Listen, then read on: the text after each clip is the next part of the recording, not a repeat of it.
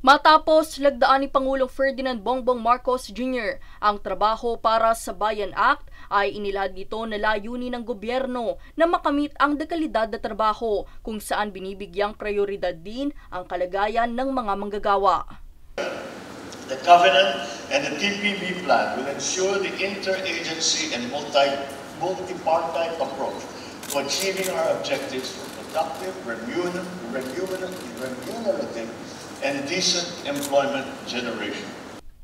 Inilahad ng Pangulo sa 2024 National Employment Summit kahapon, ika-26 ng Hunyo, ang layunin ng pamahalaan na makapaglikha ng 3 milyong bagong trabaho hanggang sa taong 2028. Dagdag pa niya, nagsisilbi ang Trabaho para sa Bayan o TPB Plan bilang 10-year roadmap guide upang mapaunlad ang kalidad ng mga trabaho at pagtibayin ang diwa ng bayanihan sa mga Pilipino.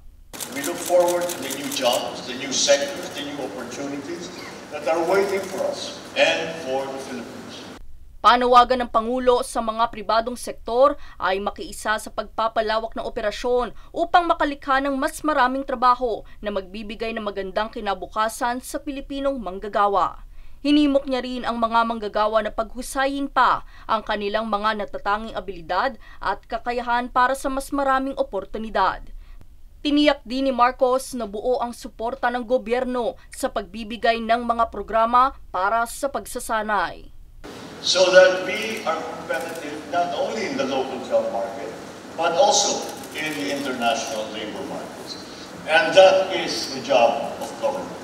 The job of government is to be able to bring you to the skill levels that are required so we can compete in the job markets, once again, here in the Philippines and also abroad. Daniza Lopez nag-uulat para sa One Media Network.